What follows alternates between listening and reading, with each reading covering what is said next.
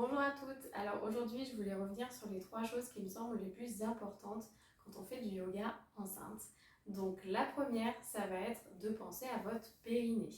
Le périnée, vous devez en entendre parler surtout depuis votre grossesse, mais vraiment j'insiste, c'est important pour chaque femme parce que c'est un ensemble de muscles qui est dans le bas de votre bassin et qui va être important vraiment pour les femmes puisqu'il vient retenir notamment nos organes génitaux, qui vient nous aider quand on a envie de faire pipi, qu'on a envie d'aller à la selle, et qui va effectivement nous aider à faire passer bébé.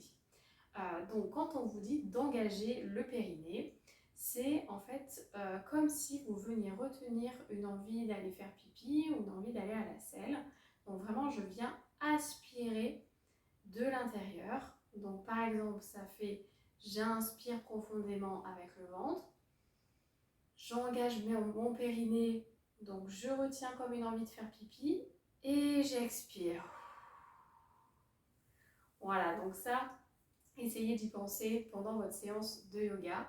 Si vous n'y arrivez pas, si c'est un petit peu trop abstrait pour vous, c'est pas grave, il n'y a pas de souci. Ce que vous faites à la place, c'est juste que vous venez respirer profondément avec le ventre. La deuxième chose qui me semble importante, c'est que quand on est enceinte, notre corps va sécréter ce qu'on appelle de la relaxine. Donc la relaxine, c'est une hormone qui va permettre à nos muscles et à nos ligaments de venir se détendre, notamment pour aider à faire de la place à bébé.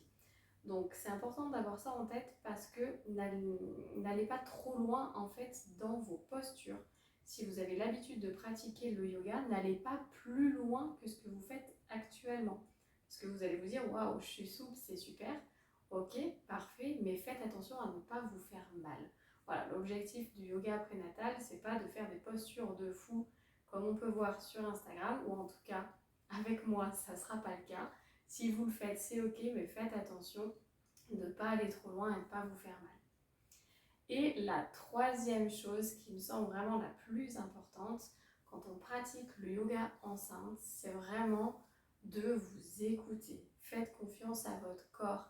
Et l'objectif du yoga, notamment prénatal, c'est de vous faire du bien, d'apporter du confort à votre corps et aussi de venir faire de la place à votre bébé.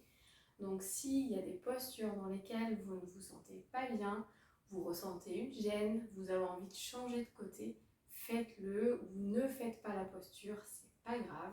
Voilà, c'est pas une compétition. L'objectif, c'est vraiment, on se fait du bien, on vient apporter de la place à bébé. Donc vraiment, écoutez-vous et faites-vous confiance. Voilà, j'espère que c'est un petit peu plus clair pour vous. Et du coup, on se retrouve sur les tapis.